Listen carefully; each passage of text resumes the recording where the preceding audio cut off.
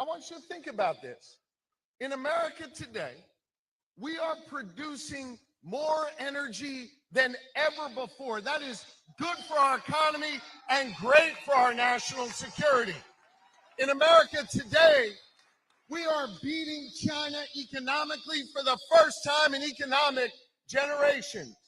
This morning in America, more people went to work than ever before. So I got a message to Donald Trump. Stop shit-talking America. Stop it. Cut it out. Cut it out.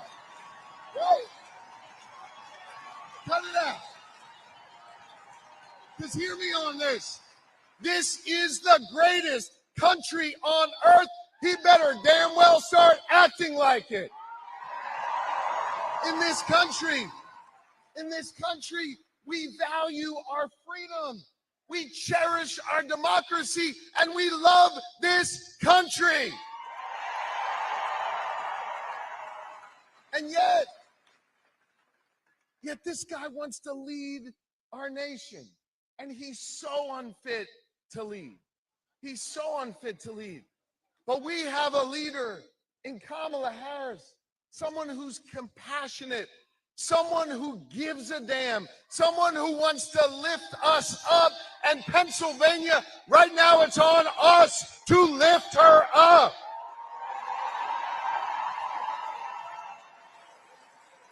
Now, I've been talking a whole lot about Bob Casey and Kamala Harris. I want to close by talking about all of you, my fellow Pennsylvanians. Kamala Harris and Bob Casey's names may be on the ballot, but here's the thing. It's your rights. It's your futures that are on the line. And here in Pennsylvania, you have awesome power to shape our future, to think about the kind of place you want your kids and your grandkids to grow up in. And hear me on this. You don't just have this power because, we're the swingiest of all swing states, politically speaking, of course. Right? Right? You don't just have this power because we're a swing state. You have this power because our ancestors gave it to you. And their ancestors gave it to them. And those who came before us handed down to us this mantle of responsibility. And it was born here in Pennsylvania, that sense of responsibility. And it started here not a year ago, not 10 years ago, not 100 years ago, but 248 years ago. You see, 248 years ago, just down the road in Philly, a band of patriots came together to declare our independence from a king. And let me tell you something. I don't care what the Supreme Court says. We're not going back to a king in this country. We are not. But we're not going back. We declare our independence from a king. And then our ancestors and theirs and those who came before us, some of them took up arms, secured a nation, and then gathered again in Philadelphia, Pennsylvania, in Independence Hall. They came together to write a document. Hear me on this. An imperfect document.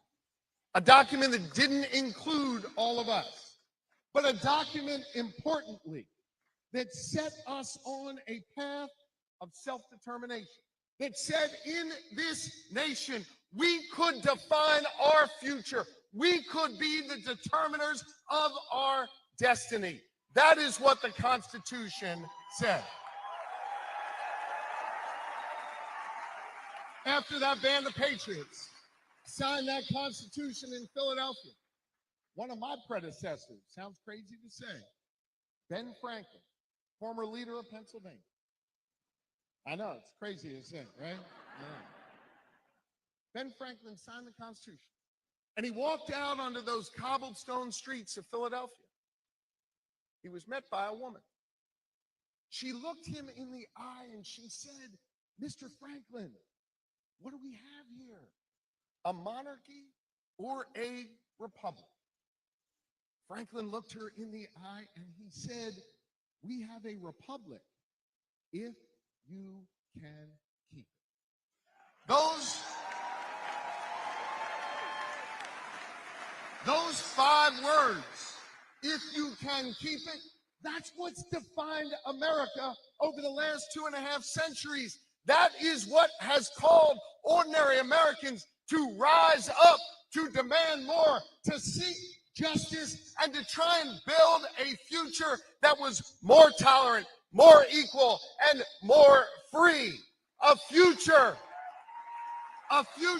that after 2.5 centuries would come to include all of us, would come to bring all of us to the table, would come to perfect our union, even though it is still imperfect and that work in progress.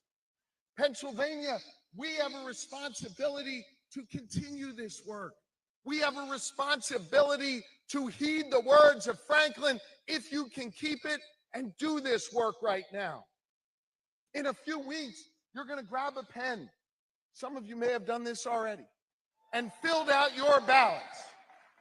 And I ask you, when you're filling out your ballots, and make sure you fill out that circle real well, stay in the lines. I ask you to think about that pen you're using, blue or black ink. And I ask you to think about whether or not you're just voting for a person, but rather writing this next chapter in our American story, right? A chapter that we haven't finished yet. You see, the beauty of America has been, as we have written these chapters, we have always ended up better and stronger and more tolerant. And right now, we've taken a few steps forward in this chapter, but we've also been knocked back a step, because my daughter and daughters out there all across America today live with fewer rights than they had the day they were born. We are not finished doing our work. We're going to restore Roe under Kamala Harris and protect our rights and freedom. We're going to build a more tolerant nation. We are going to build a more just society. We are going to fill in that circle for Kamala Harris and Bob Casey, and we are together going to write this next chapter in our American story. Pennsylvania, it is on your shoulders. Are you ready to build a more perfect, a more just, a more free society? I know I'm ready for it. I know you're ready for it. Let's get to work, Pennsylvania. I love you guys. Thank you, thank you, thank you. Thank you. Thank you so much. I love you. Thank you.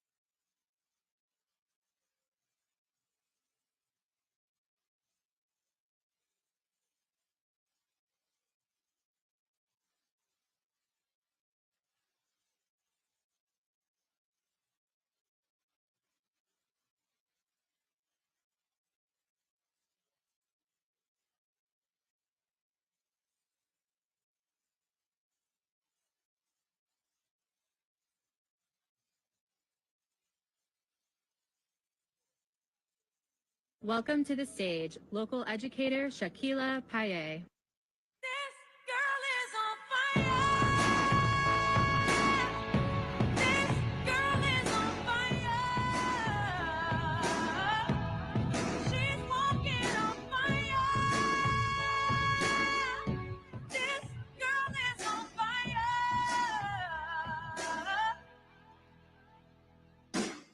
Looks like Good evening, everyone. Can you hear me? No? Better? Okay. Good evening, Pittsburgh.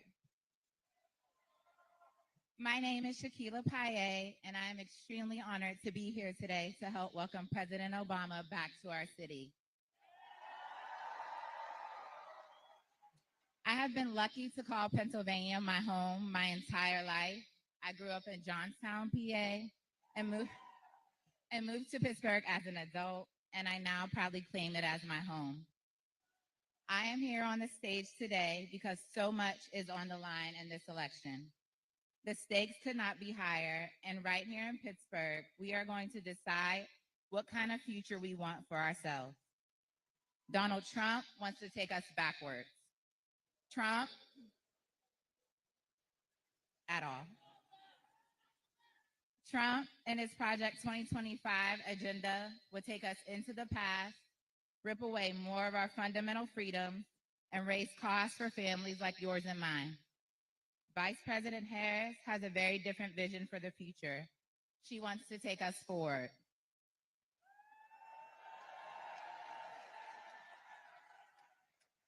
Listen, I spend a lot of time with the future as a kindergarten teacher at the Urban Academy Charter School of Greater Pittsburgh. I spend every day with a bunch of youngins, and when I think about what kind of world I want my students to grow up in, I think of the future Vice President Kamala Harris and Governor Tim Walz are fighting to build. I think about a future where every single one of my students can make a good life for themselves and get ahead. I want them to be able to get a good education, one day buying a home, and not worrying every night about how they'll pay their bills or buy food for their families. I think of how the little girls I teach deserve to be able to control their own bodies without the government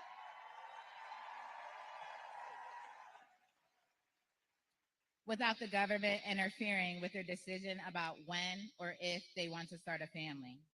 And that's the future that Vice President Harris is fighting for. That's what's at stake in this election.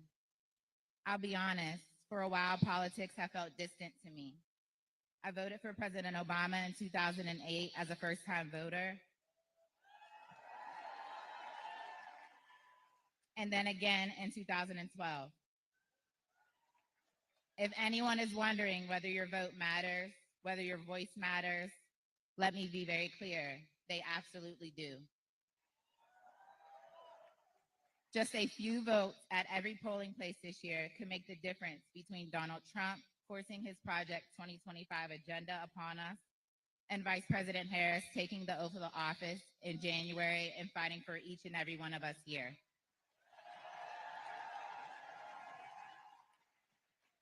That's why I decided to get off the sidelines this year. And on Tuesday, I renewed my voter registration. If you haven't checked your voter registration, please do it today. You have until October 21st to register to vote and then get out to cast your ballot on Election Day. I am excited to start my voter process again, casting my ballot for Kamala Harris and Tim Walz.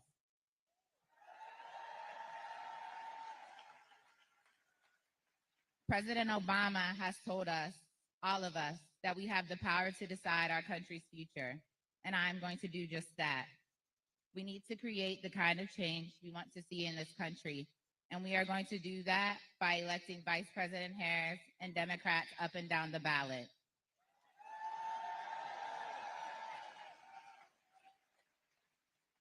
It is now my incredible honor to introduce Senator Bob Casey, who has been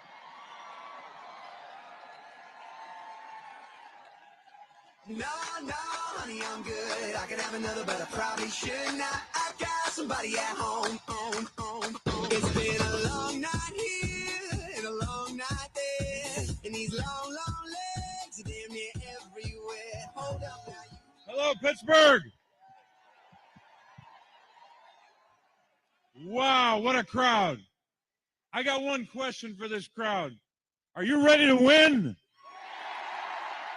Are you ready to elect Kamala Harris and Tim Walz? And are you ready to help me win this United States Senate seat? All right. Now, isn't it great to have President Barack Obama with us tonight? I'm going to introduce him in a moment, but I got a couple things I want to say first. But we're so grateful you're here tonight. You're here tonight because you love our country. That's why you're here tonight. And I can't thank you enough for loving your country enough to be here with us tonight. This is a fight this year about a lot of key issues for families. But I think at the core of this campaign, at the national level and here in Pennsylvania, it's a fight really about two things. The first is rights. The fight for voting rights, women's rights, workers' rights, all on the line. But this is also a fight about working families, about working together to help our working families to lower costs, to fight the fentanyl crisis, and to take care of the most vulnerable among us. Our kids, our seniors, people with disabilities, help our veterans. That's what we do as Democrats. Now, I got something to say about my opponent, just a couple things. My opponent is a former hedge fund CEO. And he told some lies in this campaign. He lied about living in Pennsylvania when he was living in Connecticut. He lied about how he grew up. He said he came from nothing. That's what he said. He had a pretty good upbringing like I did. We were lucky to have strong families and to grow up with a lot of advantages. He should tell a different story about that. He also lied about creating jobs in Pennsylvania. When he outsourced jobs from Pennsylvania to India and China. He shouldn't lie about that. He also lied. Well, we just get past that. But you know, this is a candidate who didn't vote in Pennsylvania for 15 years. While we were here in Pennsylvania working for the people, working all together like we all were, he was somewhere else. He was up in Connecticut. And you know what he was doing when he was in Connecticut as a hedge fund CEO? He was investing in China, not in Pennsylvania. Hear me out on this. He increased investments in China by 108,000% when he was a CEO. He invested in a company in China that made 90% of the fentanyl. He invested in Chinese oil companies and steel companies. He invested in China's companies making bombers and missiles to help China's military. Now, when he did all that, he was hurting our country and hurting the people of Pennsylvania. That's what he was doing. Boo was right. And you know what he also bet against? When he was making investments, he bet against American steel companies, not betting for American steel companies. I want you to know, he's got some plans if he were to be successful. Here's one of his big plans. His plan is to give big tax breaks for, you guessed it, the billionaires, the people making a lot of money, and the biggest corporations in the world. You know what happens when they do that? They'll put Medicare, Medicaid, and Social Security on the chopping block. We're not going to do that in America. We're not going to cut those programs to give billionaires a tax cut.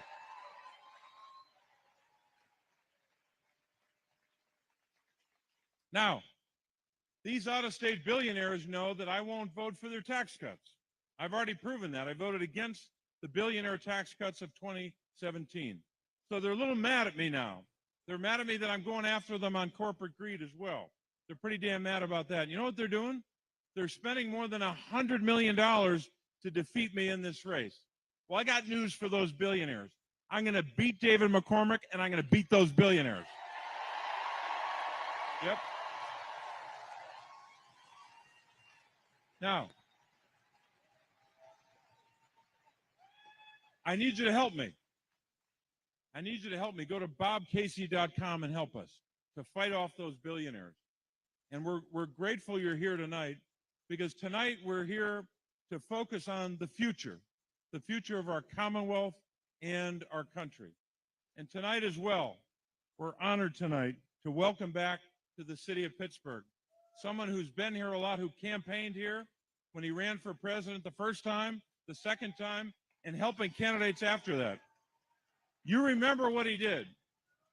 There's a lot we could list here, but I'll just make it very brief. You know what he did to lead our country in passing the Affordable Care Act, right?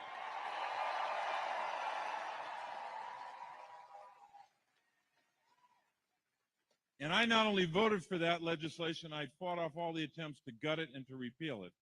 But that bill, here's what that bill meant to the people of Pennsylvania. There are 1.4 million Pennsylvanians who have health care solely because of the Affordable Care Act. So,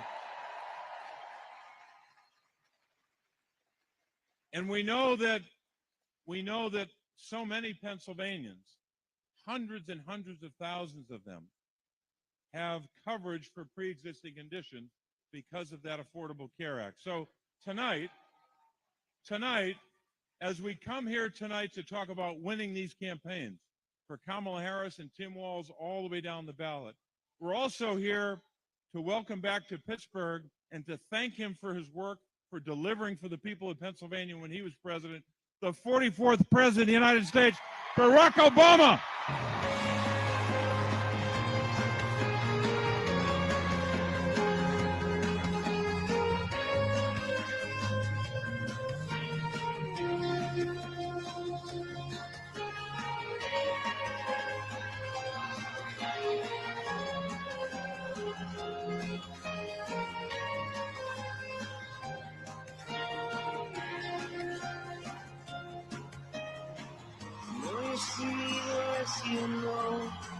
Less you find out as you go.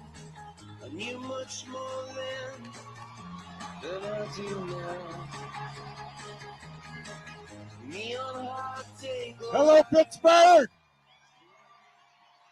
Are you fired up?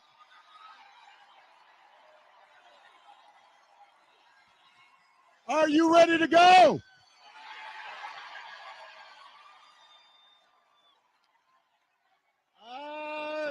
It is good. It is good to be back in Pennsylvania. It is good to be back in Pittsburgh. I love Pittsburgh. You know, I love the people of Pittsburgh. I love the food in Pittsburgh. I don't usually do this, but this is a little bit of a Yelp rating.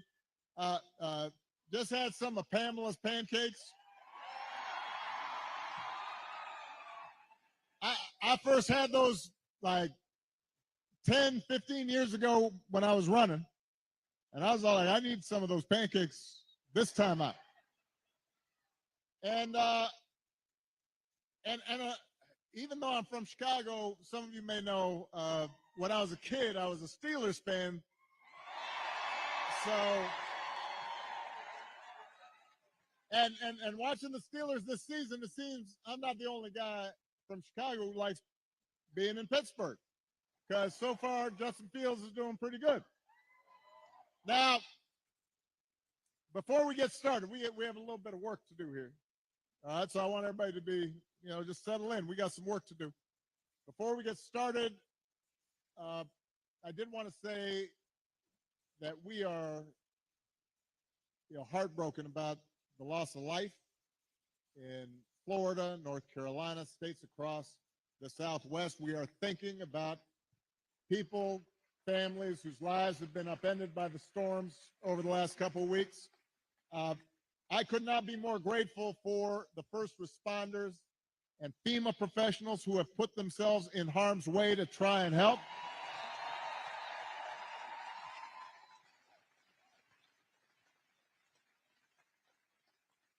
You know, it's times like this when you realize having honest, competent leadership in government really matters.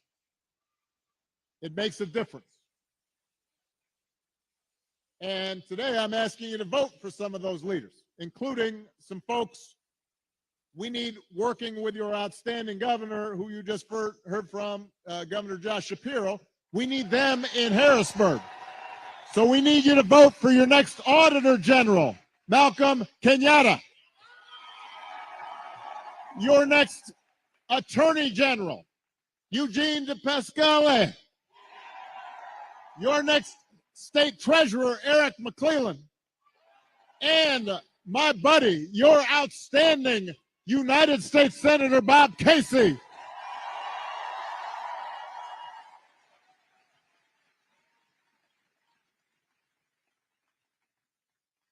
Now, here in Pennsylvania, there are 3 ways to vote. You can vote early, in person, at the county election office, or at a satellite office. You can also vote by mail.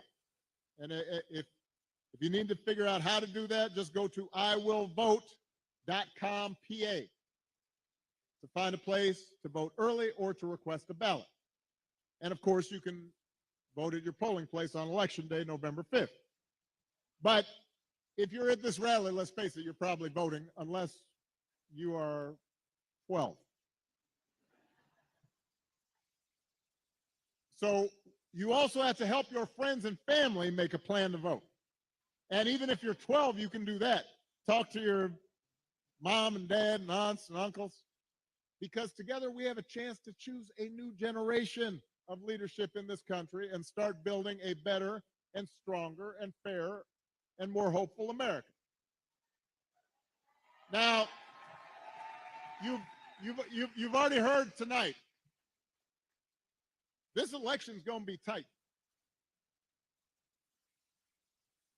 because there are a lot of Americans who are still struggling out there. They're still striving to make life better for themselves, for their families, and for their kids. And let's face it, as a country, we've been through a lot these last few years. We had a historic pandemic wreaking havoc on communities and businesses. Disruptions from the pandemic then caused prices to spike, and that put a strain on family budgets. And in many ways, it's felt like the aspirations of working people have taken a back seat to the priorities of the rich and the powerful. So I get it, why people are looking to shake things up. I mean, I am the hopey changey guy. So I understand people feeling frustrated and feeling we can do better. What I cannot understand is why anybody would think that Donald Trump will shake things up in a way that is good for you, Pennsylvania. I don't understand that.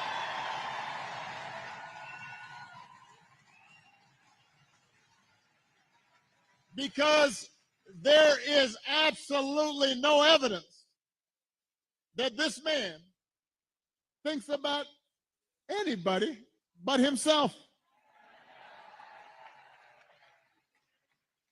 I've said it before.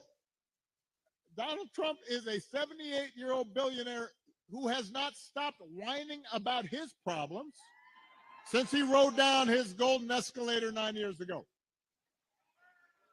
You've got the tweets in all caps, the ranting and the raving about crazy conspiracy theories. You got the 2-hour speeches, word salad, just You know, it's like Fidel Castro. Just on and on. Constant attempts to sell you stuff. Who does that? Selling you gold sneakers and $100,000 watch and most recently a Trump Bible. You know, he wants you to buy the Word of God, Donald Trump edition. Got his name right there next to Matthew and Luke. I mean, you could not make this stuff up. If you saw it on Saturday Night Live, you'd say, well, no, that's going too far. No, he's doing that. It's crazy. And the reason he does it is because all he cares about is his ego and his money and his status. He's not thinking about you. Donald Trump sees power as nothing more than a means to an end. He wants the middle class to pay the price for another huge tax cut that would mostly help him and his country club buddies. Doesn't care if he costs more women their reproductive freedoms because they won't make a difference in his life. Do not boo. Vote.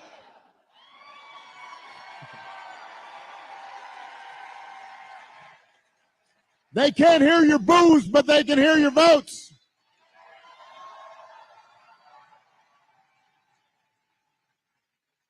Most of all, Donald Trump wants us to think that this country is hopelessly divided between us and them, between the quote-unquote real Americans who support him and the outsiders who don't. Because having people divided and angry, he figures boosts his chances of being elected. And he doesn't care who gets hurt. Think about it. Just the other day, we learned that on January 6th, a couple years ago, Donald Trump was told that Mike Pence was in the Capitol about 40 feet from an angry mob chanting, "Hang Mike Pence." And his response was, quote, "So what? Don't boo." If Donald Trump does not care that a mob might attack his own vice president, do you think he cares about you? Pennsylvania, we do not need 4 more years of that. We don't need 4 more years of arrogance and bumbling and bluster and division. America's ready to turn the page. We are ready for a better story, one that helps us work together instead of turning against each other. Pennsylvania, we're ready for President Kamala Harris.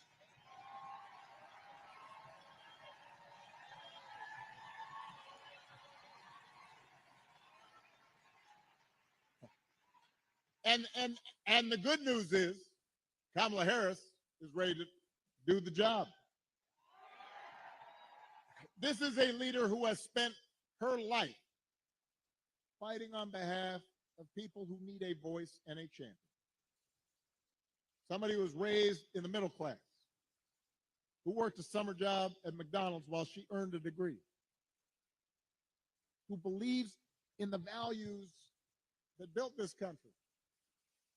Somebody who has served with distinction in every office that she has ever held.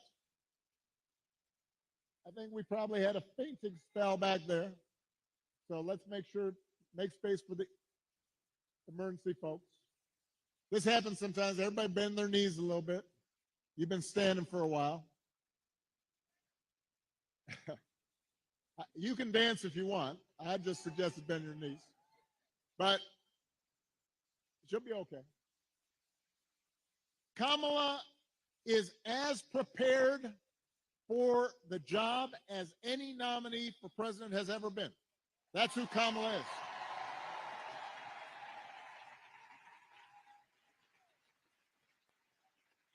And in the White House, she will have an outstanding partner in Governor Tim Walz.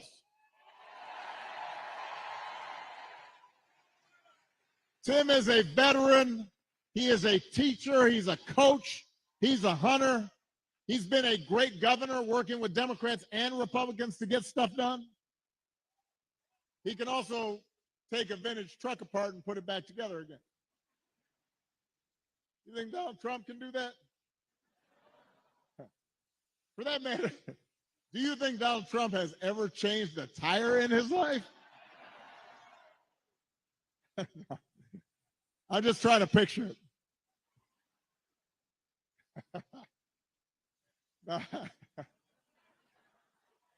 The point is, if you elect Kamala and Tim, they won't be focused on their problems. They'll be focused on yours.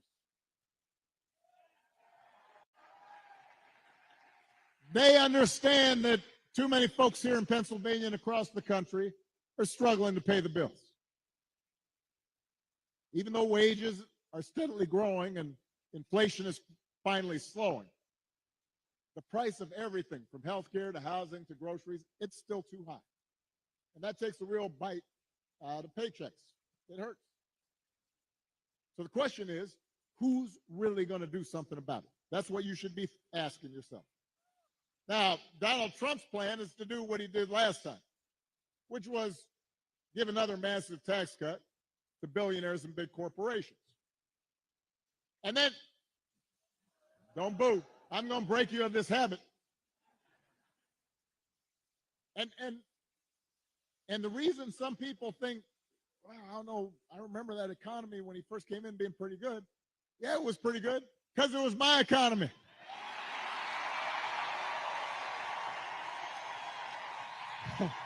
We had 75 straight months of job growth that I handed over to him.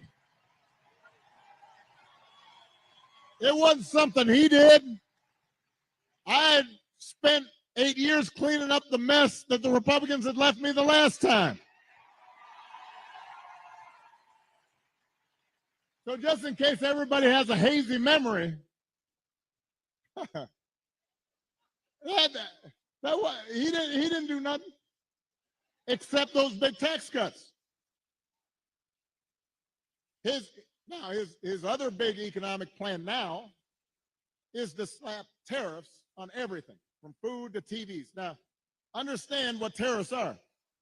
Anything that's coming from that's made elsewhere and comes here, you slap extra money on top of it. And if other countries are cheating, in some cases, it makes sense because you want to have a fair playing field. But what he's proposing is basically a Trump sales tax that could cost the average family almost $4,000 a year. So if you're concerned about higher prices, that is not the way to get lower prices. That's going to come out of your pockets. You think prices are high now? Donald Trump's message basically is, you ain't seen nothing yet. All right, so that's as far as you can tell, that's his plan, right? Because it's not written down anywhere. When it comes to health care, you heard it in the debate. Donald Trump's got one answer: ending the Affordable Care Act that 45 million people rely on. The other day, his running mate, J.D. Vance, had you got to vote. The other day, his running mate had the nerve to say, Donald Trump salvaged the Affordable Care Act.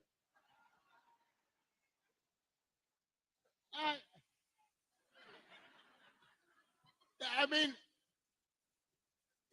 Donald Trump spent his entire presidency trying to tear it down.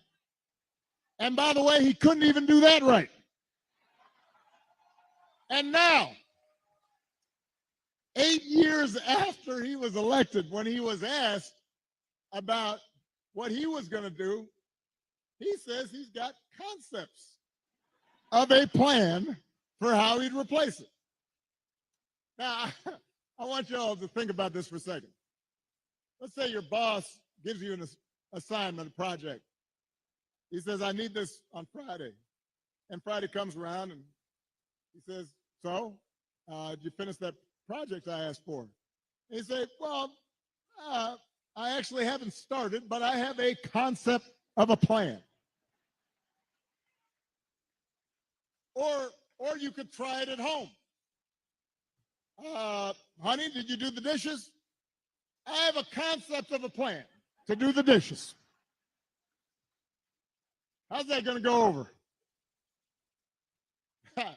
If it wouldn't work for you, why in the heck should it work for the President of the United States?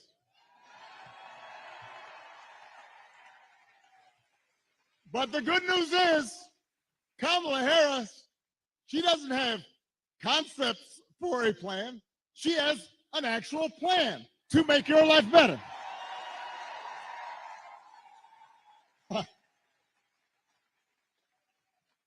To bring down the cost of things like groceries. She'll go after corporations that are jacking up prices. Just like she went after big banks and for-profit colleges when she was an attorney general in California. And believe me, when she does, nobody's going to want to stand in her way. I remember after the home mortgage crisis, Kamala pushed me and my administration harder than any other attorney general in the country to make sure homeowners got a fair settlement. It did not matter that she was pushing a Democratic administration. She was not going to let anybody stop her from winning as much relief as possible for the families who deserved it. And because of the work she did, those families got billions more than they would have otherwise got. That's the kind of president Kamala Harris will be.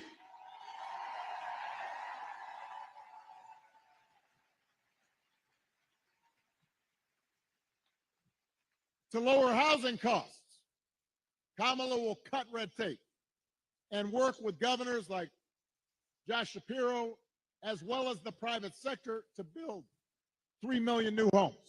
And she'll give first-time home buyers up to $25,000 to help with the down payment. Plans, concrete plans. And for a lot of folks, that could be the difference between watching their dreams pass them by or finally owning a place of their own. To lower health care costs, Kamala already worked with Joe Biden to take on the drug companies and bring down the cost of insulin and hearing aids and more than 50 prescription drugs. And as president, she will never stop working to limit out-of-pocket costs and protect your care. That's who Kamala is. She's got a track record of doing it. And here's a big one.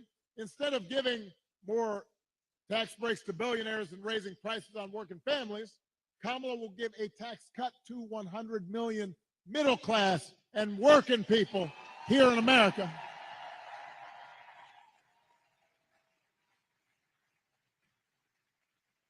So if you're a new parent, you could qualify for a $6,000 tax credit during the first year of your child's life. Because I don't have to tell a lot of you, raising kids is hard. And she wants to make it easier to afford stuff like a crib or a car seat or diapers. I remember buying diapers. I remember the first time I went in the store right after Malia was born. I was like, what? That's how much diapers cost? I remember changing diapers. You think Donald Trump ever changed the diaper?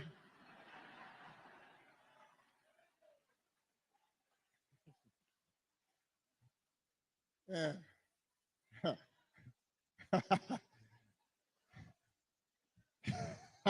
I almost said that, but I decided I shouldn't say it.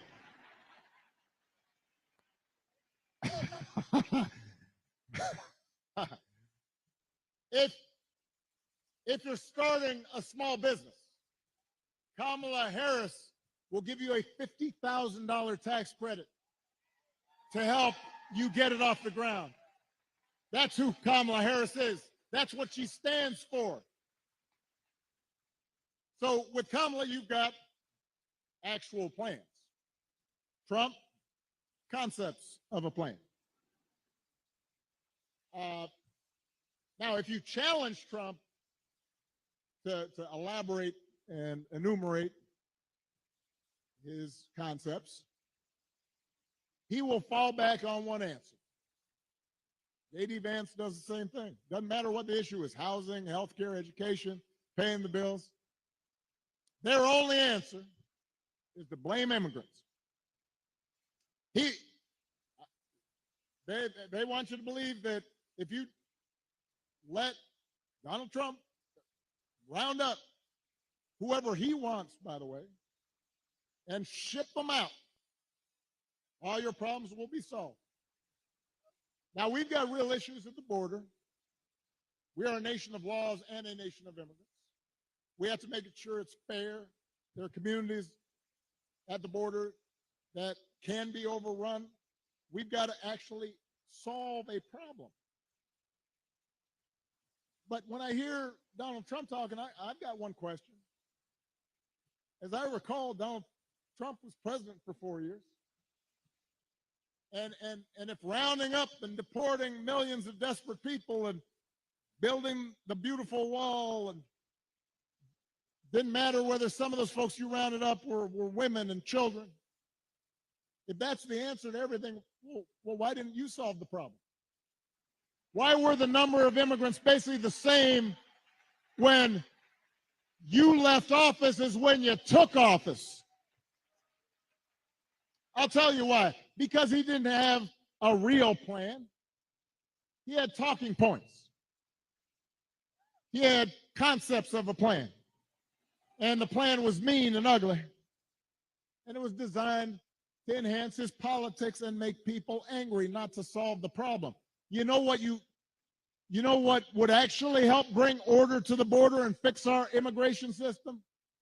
The bipartisan deal that Kamala Harris supported, even though it was written by one of the most conservative Republicans in Congress,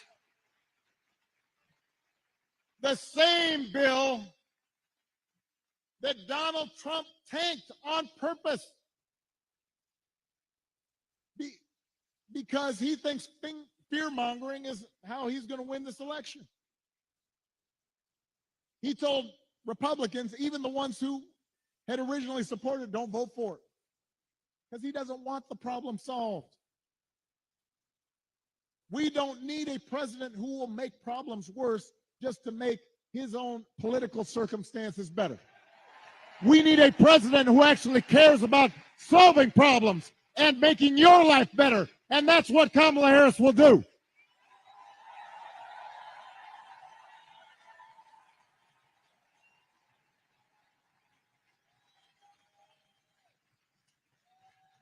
And to help her do it, she will need a Senate full of serious public servants like Bob Casey.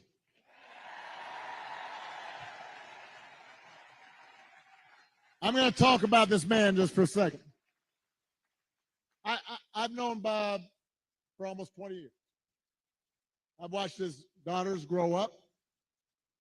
I know his brothers and cousins, and let me tell you, there are a lot of brothers and cousins. And I can tell you that no one is more humble and more honest and more rooted in his community and has more integrity than Bob Casey.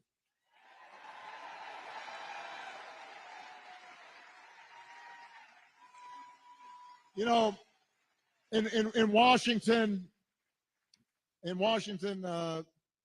folks make a distinction between work horses and show horses. And Bob Casey, he's not a show pony. All the guy cares about is doing the job and looking after you, the people he was elected to serve. That's the kind of person we need to send back to Washington. That's the kind of person who's going to help Kamala get stuff done, folks who share our values and will do what they can to move this country forward rather than backward. That's who Bob Casey is.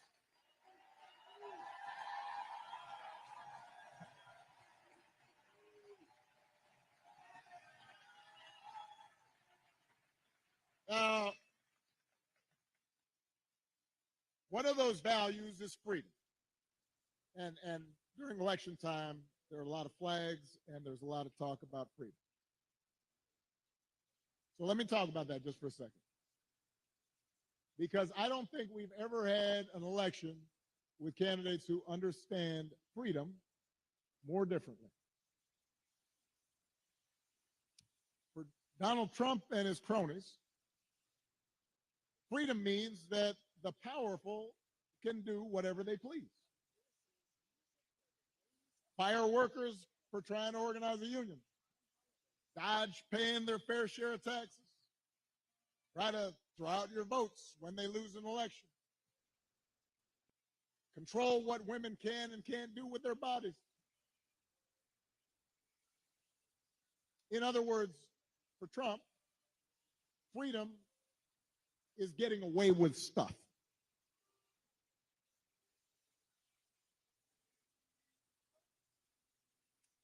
It's like he said in the middle of the pandemic. I don't take any responsibility at all. People were dying. I don't take any responsibility at all. Not sure any other president has ever uttered that statement. We have a broader idea of freedom. We believe in the freedom to provide for our families if we're willing to work. The freedom to breathe clean air and drink clean water and send our kids to school without worrying if they come home. We believe that true freedom gives each of us the right to make decisions about our own life, how we worship, who we marry, what our family looks like.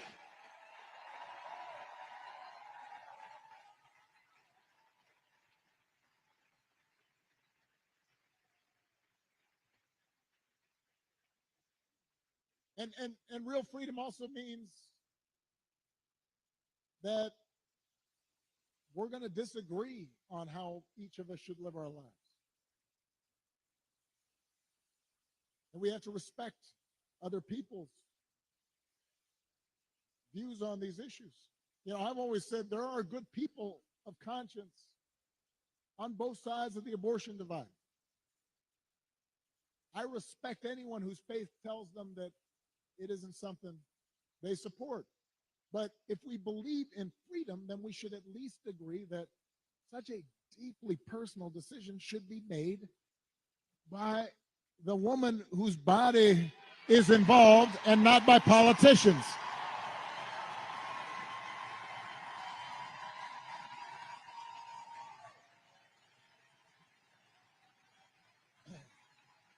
And it has been fascinating to watch Donald Trump just tie himself into a pretzel on this issue. I mean, when he ran for president the first time, he said he would support punishing women who got an abortion. That's what he said. Thank you. Now, well, a couple of weeks ago, what did he say? He said, "Don't worry, women, I'll be your protector. I'll tell you how he protected you." He handpicked 3 of the Supreme Court justices who overturned Roe versus Wade. Went out there and bragged about it. And now there are Trump abortion bans in 20 states, many of them with no exception for rape or incest. And when he's asked about it, he says, well, everybody wanted it this way. Really? He thinks women want to have to drive hundreds of miles to find a doctor who can help them? Does he think doctors want to choose between letting a woman die or going to jail for giving her the life-saving care that she needs? That is not something people chose. Now, Donald Trump may be confused about that issue, but let's not be confused. Let's be clear about what's at stake here. If you send Bob Casey back to the Senate, he'll vote to restore reproductive freedom that women had for nearly 50 years. And if Congress passes that bill, Kamala Harris will sign it into law.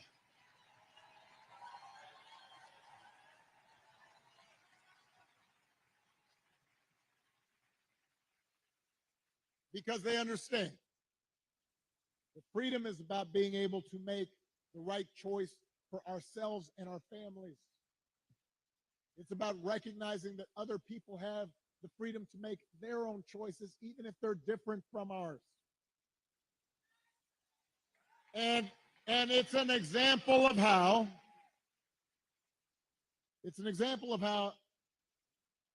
at the end of the day, this election isn't just about policies. It's about values. It's about who we are and how we treat each other. And the example we want to set for our children and for their children. And it's about character. You know, some of you know that when I was growing up, I didn't have a father in the house. But I did have plenty of people around me. Stepfather, grandparents, teachers, coaches, and most of all my mom, who taught me the difference between right and wrong, who showed me what it meant to have integrity and to be honest and to be responsible and to work hard and to treat other people like we wanted them to treat us. And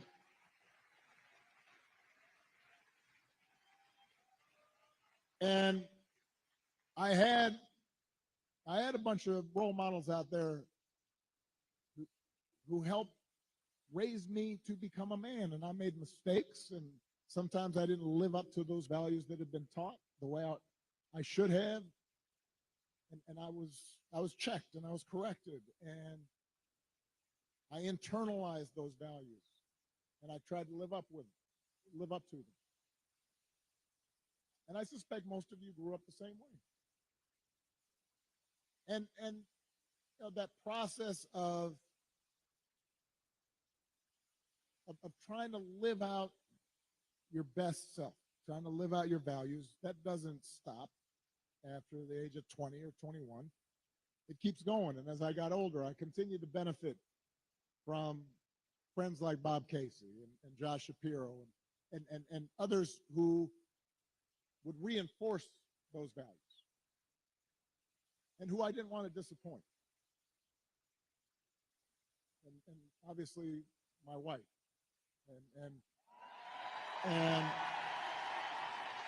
and my daughters, you know, who I want to make sure, you know, Malia and Sasha are watching. I want to make sure that I don't disappoint them, and that I'm passing on these values to them. You know, and here in Pittsburgh, I'm thinking about another example. Somebody who was a dear friend of mine and who's passed away now, Dan Rooney, who, you know, here was a guy who won 6 Super Bowls, 8 AFC championships, had enormous wealth and power. But I remember walking around, I guess it was Heinz Field by that time. I'm old enough to remember Three River Stadium. Now I know it's something else. But Dan knew the name of every single person in the Steelers organization. You know, we'd pass by a custodian and he'd say, "Hey, Jimmy, how you doing? How's the family?" All the front office staff, he cared about them. He used his influence to get more black and brown head coaches hired in the NFL. He gave back to his community. He was known for his integrity. He helped support the peace process in Northern Ireland, became my ambassador to Ireland, and continued to help encourage people who were so far apart to come together. He had character. That's what I think about so much these days, because it's so different from what we see out of the Republican nominee. And it's been one of the most disturbing aspects of this election season about Trump's rise in politics, is how we seem to have set aside the values that people like Dan stood for and Bob stood for and that I was taught. And those didn't used to be Republican Democratic values. I mean, it used to be we'd have arguments about tax policy or foreign policy, but we didn't have arguments about whether you should tell the truth or not. We didn't make excuses for people who just violated basic norms of treating people fairly and with respect. I mean, just last week, I talked about this. We had one of the deadliest hurricanes in American history. The beautiful town of Asheville, North Carolina, one of my favorite places in the country. Spent time there, amazing people, devastated, hundreds of people killed. And President Biden and Vice President Harris were down there meeting with local officials and comforting families, asking how they could help. And Donald Trump at a rally just started making up stories about the Biden administration withholding aid from Republican areas and siphoning off aid to give to undocumented immigrants. Just made the stuff up. Everybody knew it wasn't true. Even local Republicans said it was not true. And now the people of Florida are dealing with another devastating storm. And I want you to watch what happens over the next few days, just like the last time. You're going to have leaders who try to help, and then you have a guy who will just lie about it to score political points, and this has consequences. Because people are afraid and they've lost everything, and now they're trying to figure out, how do I apply for help? And some of them may be discouraged from getting the help they need. The idea of intentionally trying to deceive people in their most desperate and vulnerable moments. And my question is, when did that become okay? I'm not looking for applause right now. I want to ask Republicans out there, people who are conservative, who didn't vote for me, who didn't agree with me. I had friends who disagreed with me on every issue. When did that become okay? Why would we go along with that? I mean, if your coworkers acted like that, they wouldn't be your coworkers very long. If you're in business and somebody you're doing business with just outright lies and manipulates, you stop doing business with them. Even if you had a family member who acted like that, you might still love them, but you tell them you got a problem. And you wouldn't put them in charge of anything.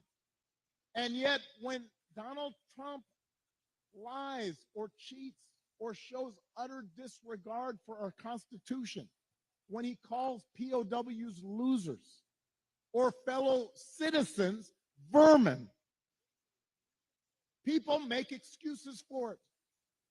They think it's okay. They think, well, at least he's owning the libs.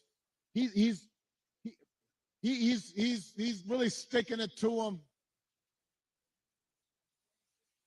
It's okay as long as our side wins. And by the way, I'm sorry, gentlemen. I've noticed this especially with some men. who seem to think Trump's behavior, the bullying and the putting people down, is a sign of strength. And I am here to tell you that is not what real strength is. It never has been. Real strength is about working hard and carrying a heavy load without complaining. Real strength is about taking responsibility for your actions and telling the truth even when it's inconvenient. Real strength is about helping people who need it and standing up for those who can't always stand up for themselves.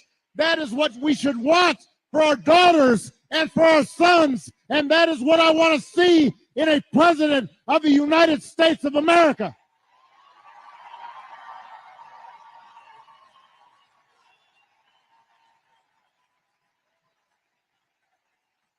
And the good news is that you have candidates to vote for in this election that demonstrate that kind of character, who know what real strength looks like, who will set a good example and do the right thing and lead this country better than they found it.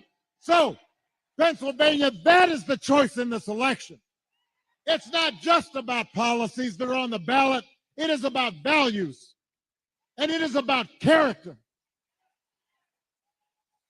So whether this election is making you feel excited or scared or hopeful or frustrated or anything in between, do not just sit back and hope for the best. Get off your couch and vote. Put down your phone and vote. Grab your friends and family and vote. Vote for Kamala Harris as the next president of the United States.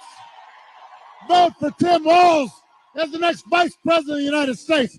Vote for Bob Casey and this whole incredible Pennsylvania Democratic ticket.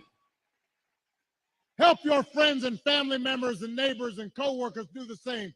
Because if enough of us make our voices heard, we will leave no doubt about the election outcome. We'll leave no doubt about who we are and what America stands for. And together we'll keep building a country that's more fair and more equal and more just and more free. That is our task. That is our responsibility. Let's go do it. Thank you, Pittsburgh. Thank you, Pennsylvania. Let's go vote.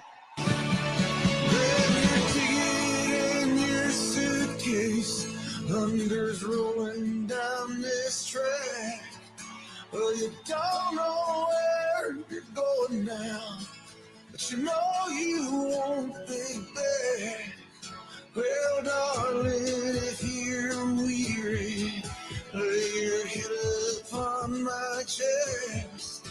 We'll take what we can carry, yeah, and we'll leave the rest. Well, big wheels roll through fields where sunlight streams. Meet me in a land of hope and dreams.